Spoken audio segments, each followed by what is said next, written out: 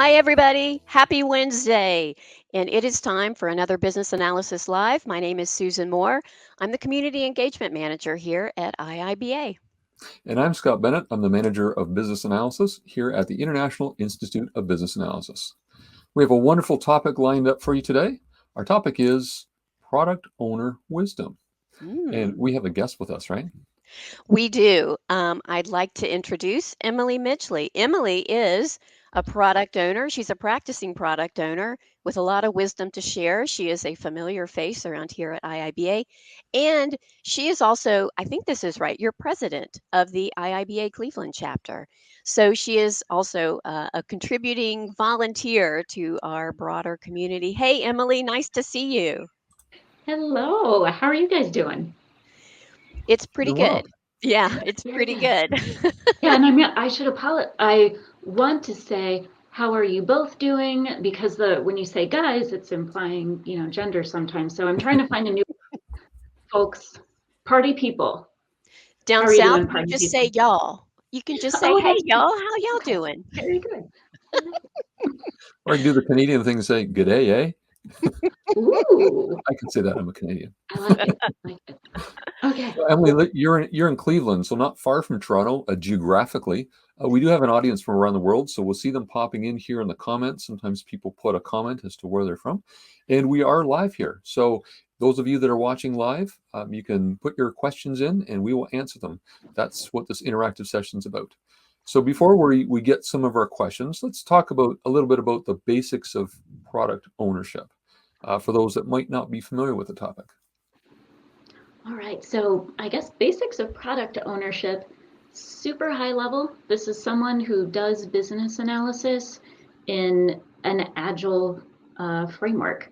So probably working with an agile team, which means um, trying to get some kind of product increment out to your customers early and often so that you can get feedback and not go woo, way off in the wrong direction and stay on the place where they want to be.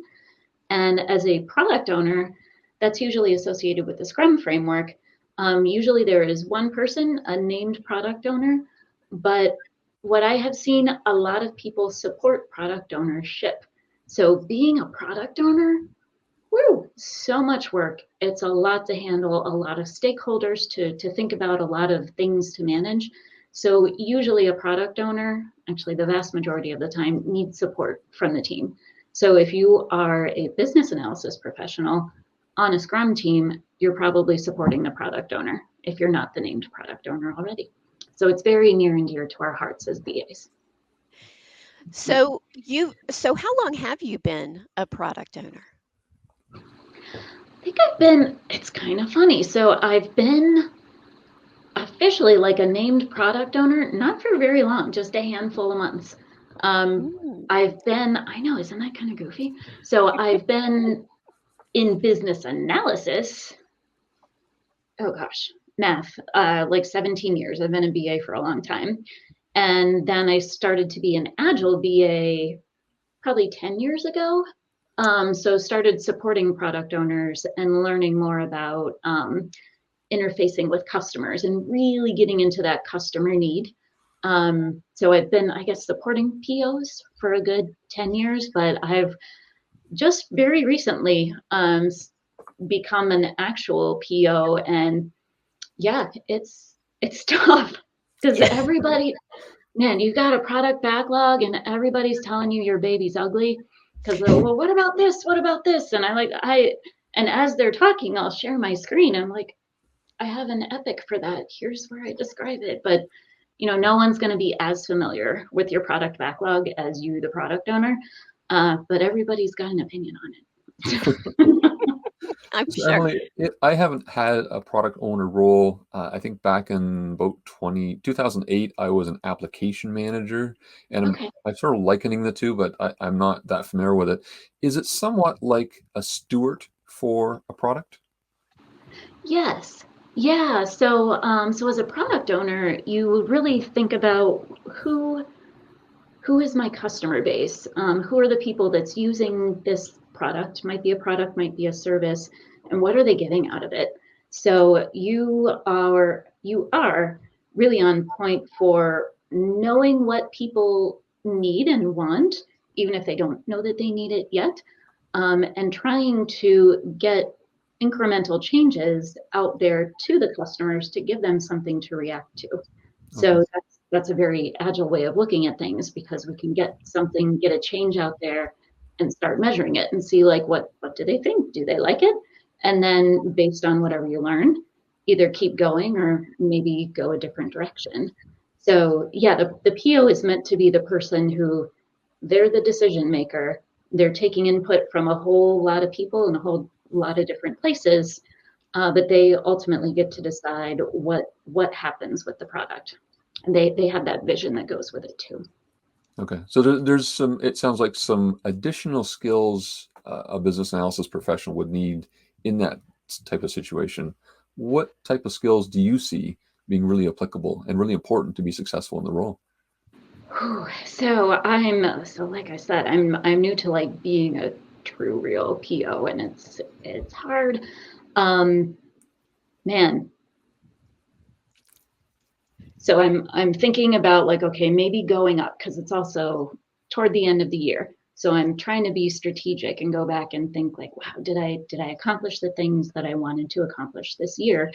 And I'm realizing even more, like, man, really important for a PO to have your product goals, and like what are the things that people truly value, Okay. because just getting work done, accomplishing story cards, doing releases, that helps you get value probably, but you really got to see, did we meet those goals? And whatever it is, do we have more users? Do we have more engagement? Did we make more sales? Did we make more? Did people buy more of the product? So big focus on the goals, like the really big picture goals, because then that can help us make good decisions day to day. So being a PO, you've got a lot of people to make happy. Many decisions every day. Do I go to this meeting? Do I go to that one? Do I talk to this person or do I talk to that one? So Okay. I'm realizing now that, like, oh boy, I've really got to keep my eyes on the prize with things, so that I can make those calls with prioritizing my own time, let alone what we do with the product. It sounds a little bit like you're an entrepreneur. Oh, perhaps. Yeah, well, and so we were chatting earlier, Scott, Susan, and I, and you both have the entrepreneurial mindset too. So what do you hear, like, as I describe product owner, how does that ring true for you? So for me, what I'm hearing is, and there's this term called intrapreneur. It means you're an entrepreneur on the inside of an organization. So Okay. basically, you're looking at when I think of an entrepreneur, it's someone who's empowered to make some decisions, empowered to move forward, empowered to engage people.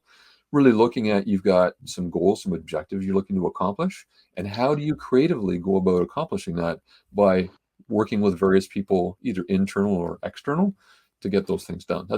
Those were the thoughts that were turning my head as you were describing that. There you go. And that totally makes sense, because I think entrepreneur, and I think, like, I am the sole person in this company, but entrepreneur, now it's clicking for me. So yeah, thank you, Scott. So here's what I hear, because I'm always like the humanist slant whenever we talk about our work in business analysis. And so what I'm hearing you say is, where as a business analyst, you might have been relying a lot on the technical skills, the product knowledge, the domain knowledge, doing the work of business analysis.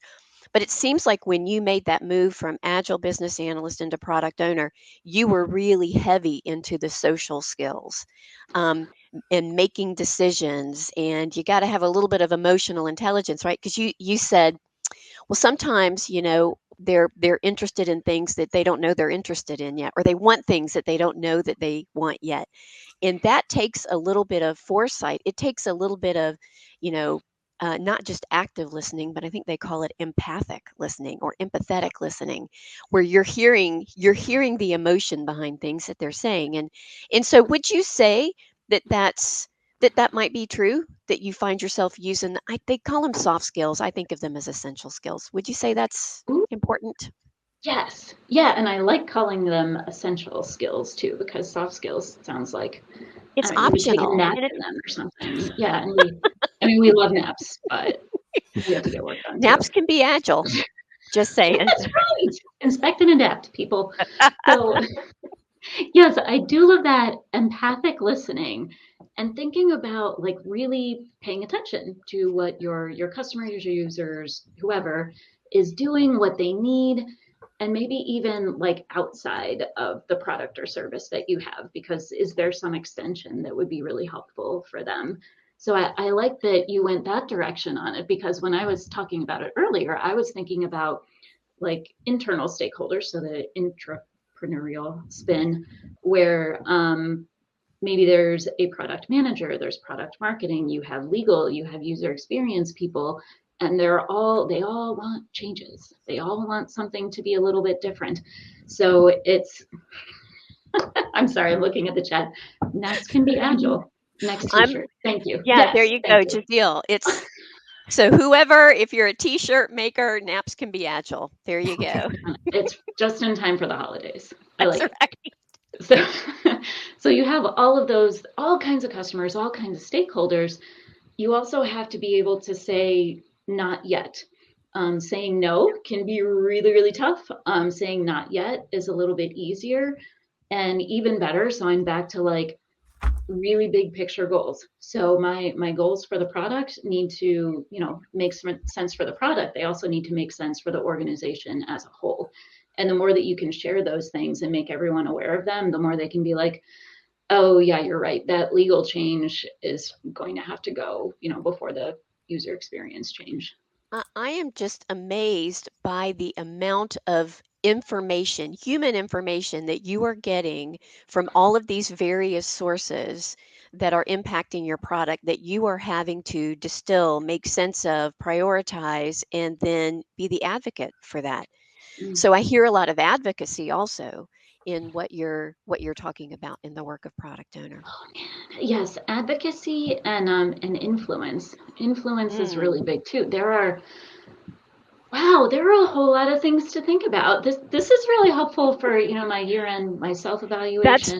right. We were just talking about, hey, it's time that, here in the US, we are getting ready for Thanksgiving tomorrow. And so, because a lot of our organizations are starting to slow down, it is a time when we start thinking about what did we do this year? What do we want to do next year? So, Yeah. there you go. So, we're helping on your upcoming professional development. Yes. Um, well, let's see.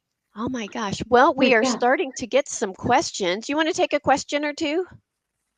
How about that? Let's do All that. right, here we go. I think I can share this one. Here we go. So Vudar is asking us the first question, is the product owner the new BA? What do you think about that? I was interested, Emily, in your journey from business analyst to agile business analyst to product owner. I hear you saying they're distinct, but what do you think about Vudar's question? I'm glad you asked. So I think PO is the agile BA. And I think like as we've all seen, so I see Scott has his CBAP badge back there. I became a CBAP a while ago. I see many, many credential letters for people in the chat. And a huge thing that I learned when I was studying for the CBAP is that just about everyone I work with does some kind of business analysis. They might be architects, they might be developers, database type people making data designs, quality assurance people, they're doing solution evaluation. So business analysis is everywhere. But I guess like as a role, it depends on where you are and what your own personal menu of services has on it. But I think that PO is the agile BA.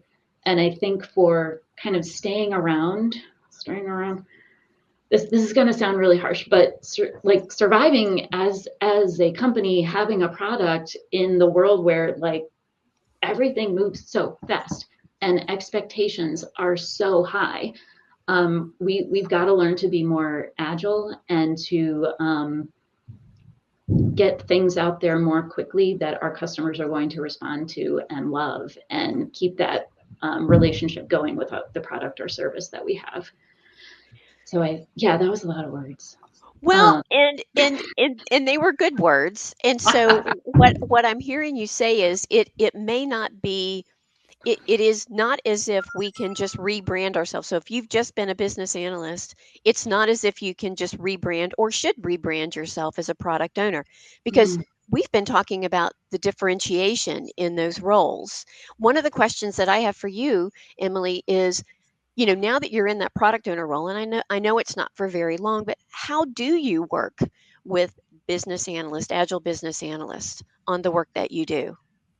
Oh, interesting. So in my work today, they are really helpful with refinement. So I'm thinking like the day-to-day nitty-gritty, we're looking at the backlog and we're looking at features and backlog items and saying, okay, well, how are we going to make this happen?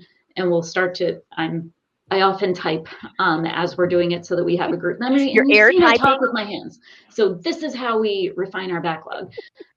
And sometimes I chat with people, but yeah, I refine the backlog like this. And squirrels everywhere. I'm so sorry. So yeah, we refine the backlog.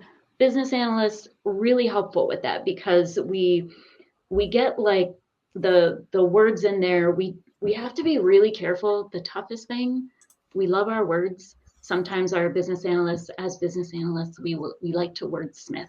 So it can be really tough to like, okay, does it really matter what order this is in? Let's get the gist of it in here. We can perfect it later if we need to. We may not need to. So yes, refining. We're refining the backlog together. Agile business analysts are really helpful for that because this is how they've done their work for a really long time. And I kind of think of the work that we share, it's product ownership.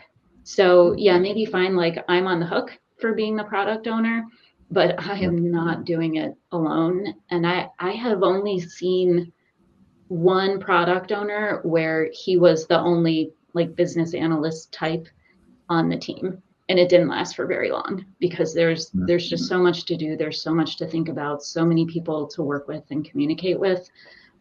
Really, really important to have business analysis professionals working with you. I'm just because they're another source of that information that you're getting. They are stewards for whatever their product is or their domain is. Um, so I really like that distinction that everybody has a role in product ownership. I like that distinction. Yeah, I really do. Right. Yeah. Let Sometimes like companies will go agile or teams will go agile and it's like, oh, well, I don't see business analysts in this list of scrum roles. We don't need you. No, everyone here knows Here's a we great need comment from Cecilia. professionals. Hashtag yeah, one team. Everyone one working together. I like it. yeah, Can and be a and that's product. that's really the idea. I mean, okay, this is my agile rant for the day. The purpose of doing moving into a more agile way of working is not to deliver fast. It's to empower better collaboration. Like whatever your outcomes are of that should just inherently be better. It's you want to collaborate better. That's where we should be focusing our effort. And I can't think of better roles and better skill sets to bring to the table than business analysis.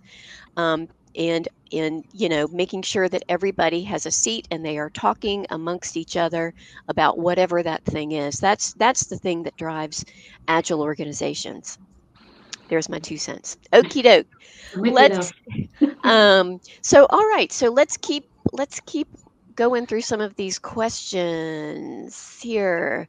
Crabo ask, it's really difficult to come into the product owner space and being given the authority to make big decisions as a junior PO.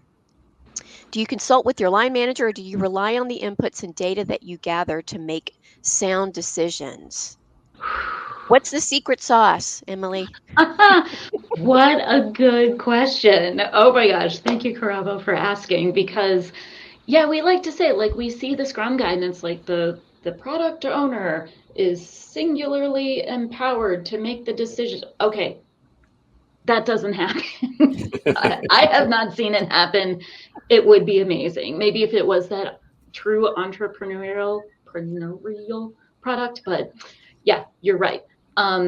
You vast majority of the time, you work in the context of a larger organization.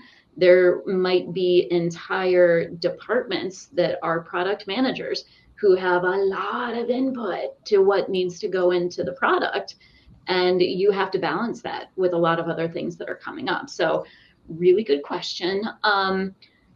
I do consult with my line manager a lot of the time. And sometimes I need to talk through this with someone, but I don't, like, as a PO, you don't often have a peer. Like, you have other peer product owners, maybe with other products, but they don't know your product as intimately well. So it's like, okay, I need to talk this through. Sometimes my line manager is really helpful in just listening, because that'll help me refine my thoughts. Other things that help me refine my thoughts: writing and making PowerPoints.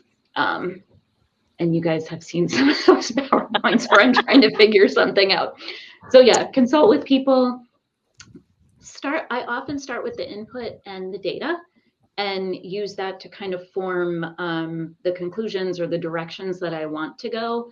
But yeah, you're right. For me as a PO, I have a lot of other people who are really kind of approving the work that's happening. And I try to present those like at a sprint review, even like, hey, this is what I found.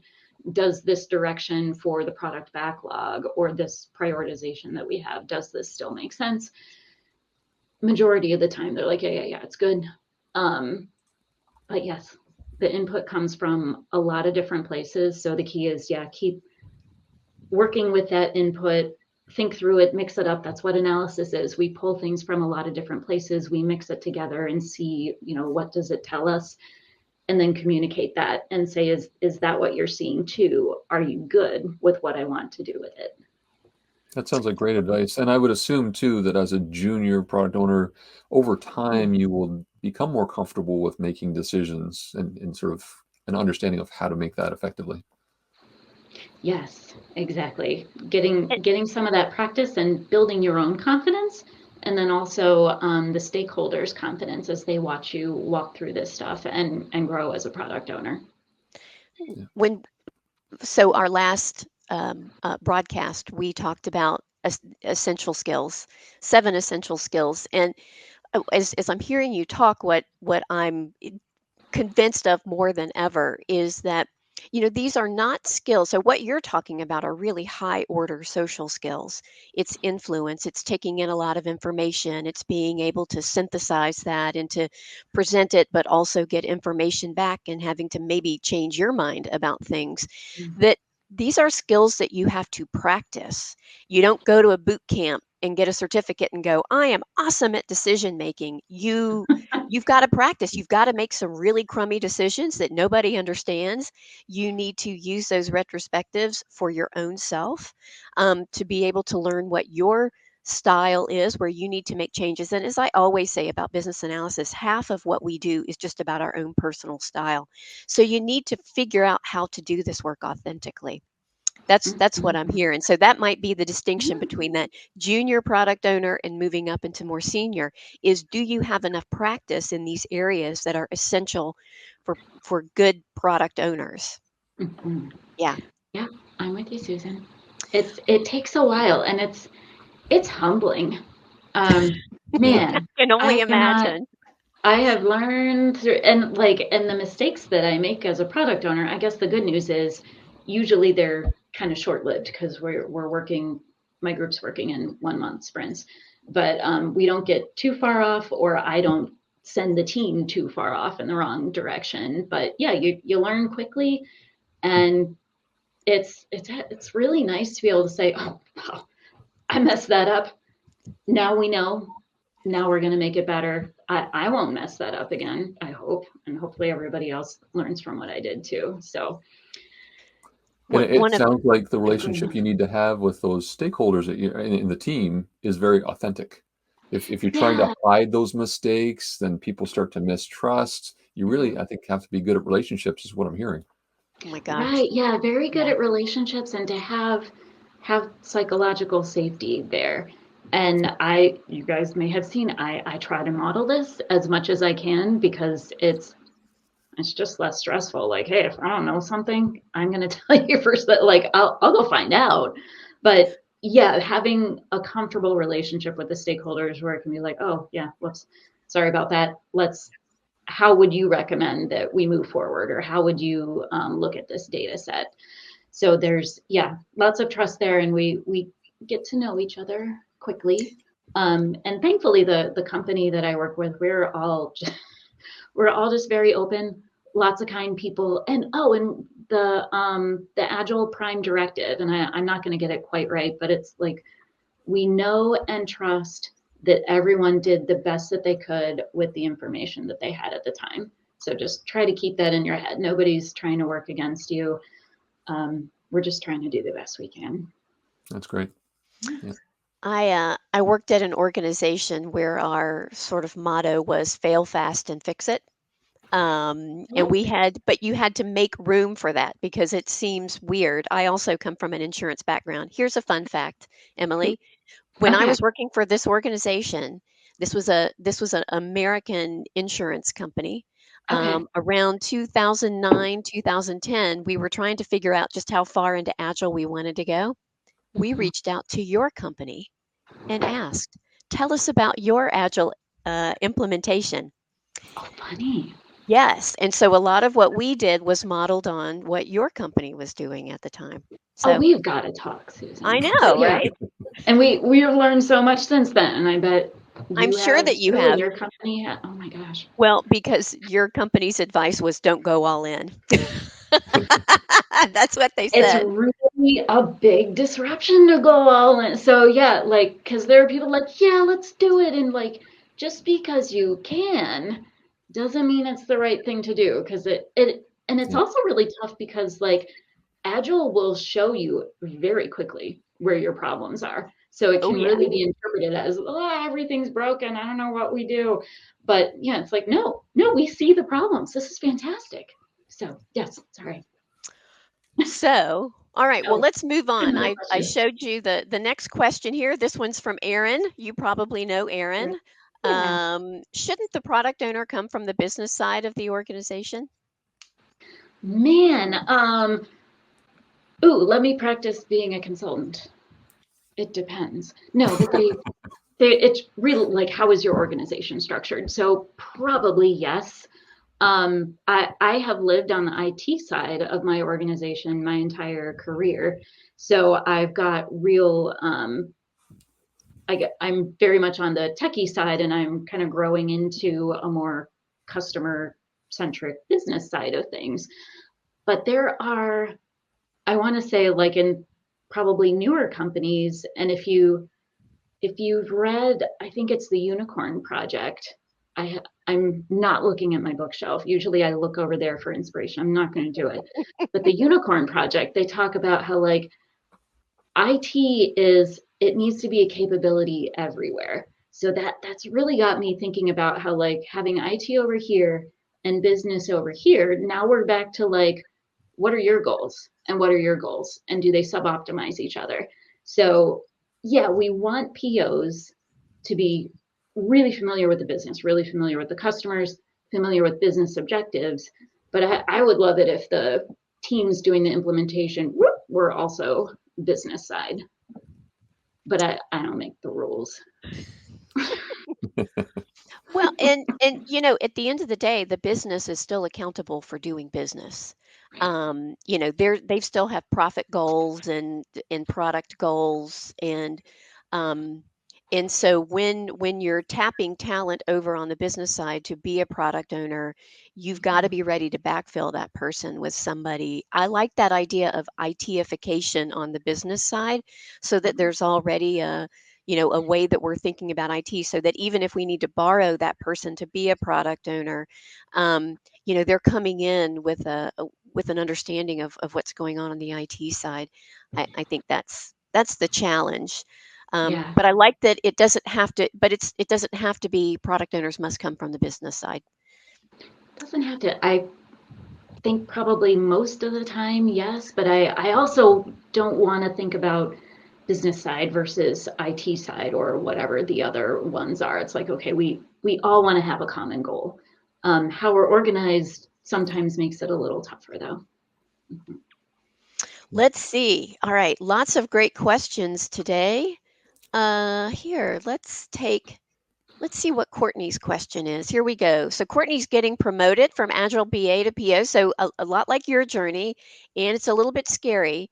It's my skill set is breaking down solutions and collaborating. Do you find there's a hybrid model that works in this space? In my mind, Agile BA and PO are the same thing, but business considers product owners to be, product sponsors and managers. Hey, Ooh. that's an interesting question because I do think sometimes there's confusion between product owner and product manager. And I think of those as two distinct roles as well. What do you think? I do too. Oh man, there's so much here, Courtney. Hey, congratulations. Yay. And yeah, breaking down, so your skill set so far, so maybe if I think of there's a team doing the work here and the PO works with them to break down the solution to get more from like the what, the why, the what to the how.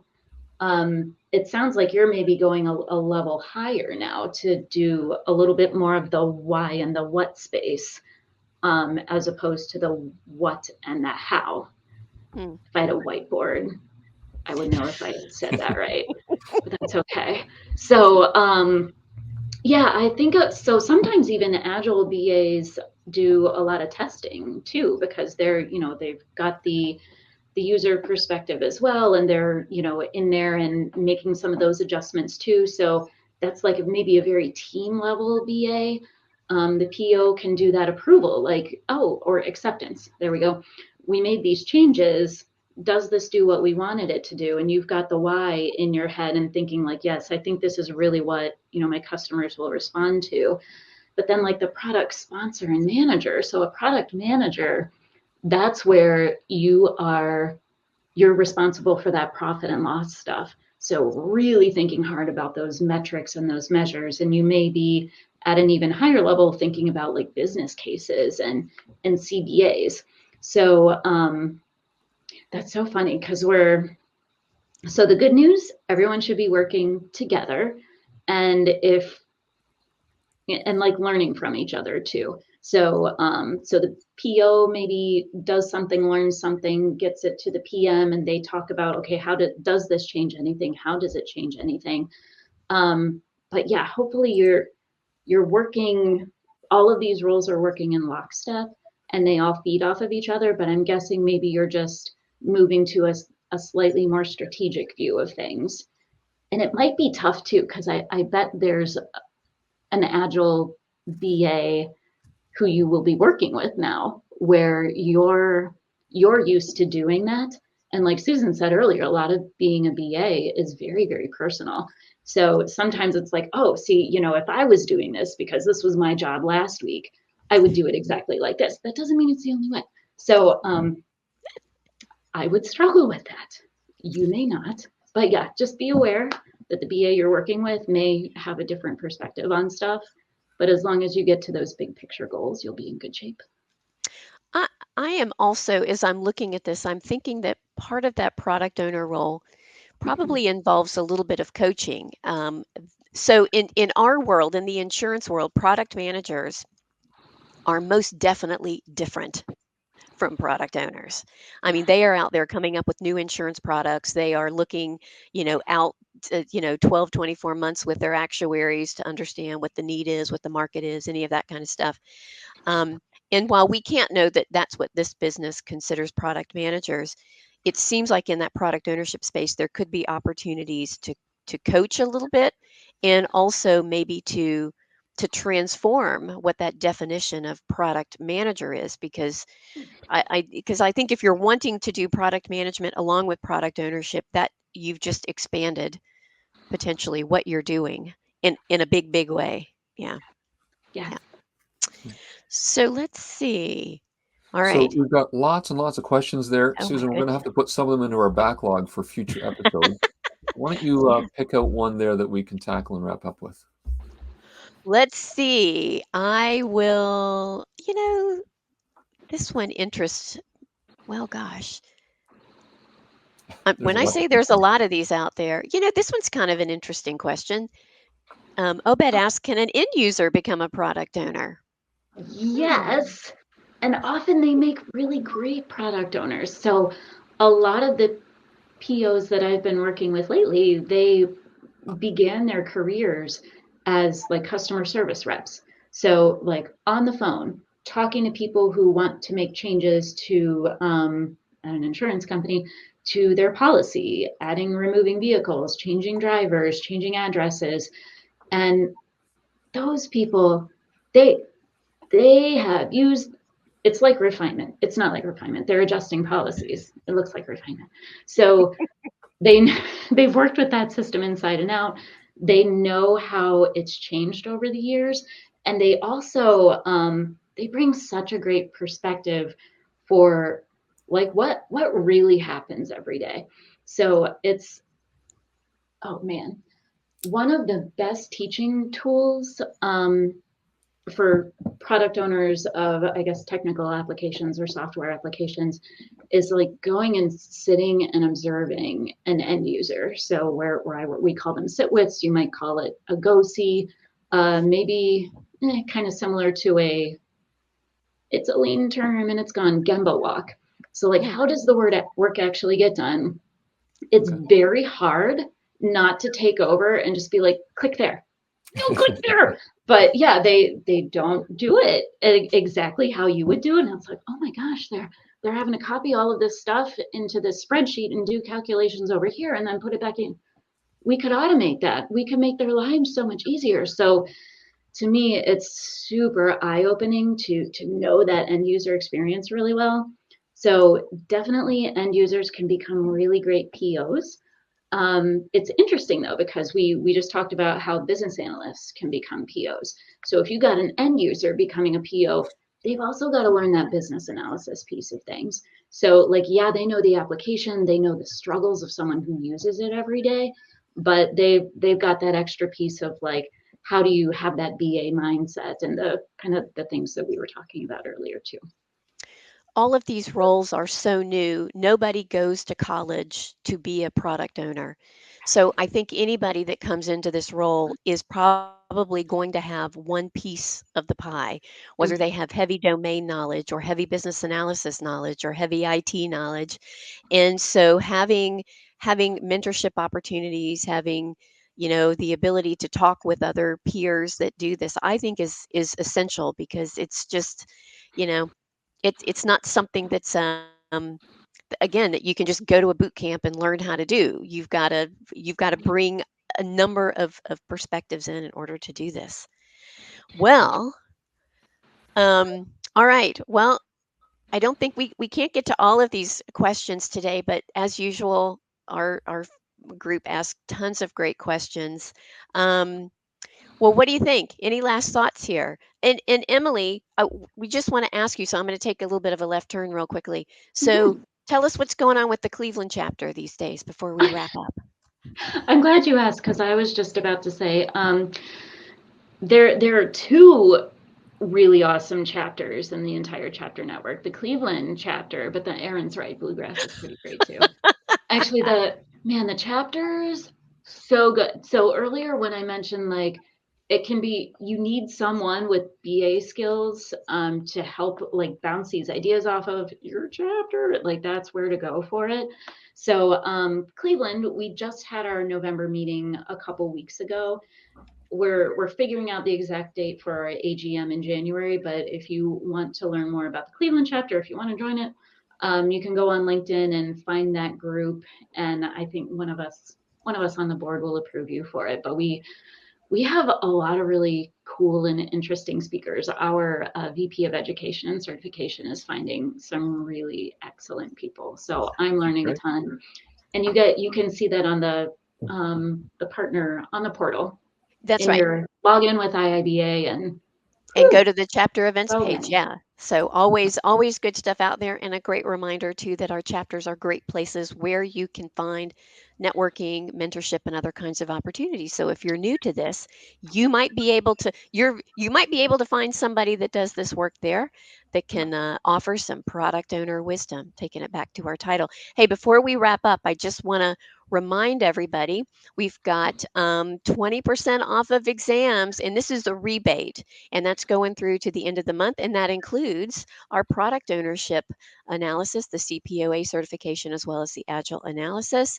And we've got a bunch of BABOK translations that are coming up. We've got them in English, but we've also now got them in standard French and French Canadian and Chinese. And so I think Rosalind will drop in a couple of links in there so that you can learn more about both of those things, because we are super excited about those translations. It just opens up more opportunities for folks to learn about business analysis everywhere in the world. Yeah, that's right. All righty, Emily, it has been fantastic to talk to you. I'm so glad you could make some time on this Wednesday before Thanksgiving to chat with us today. So hang tight. You don't leave us yet.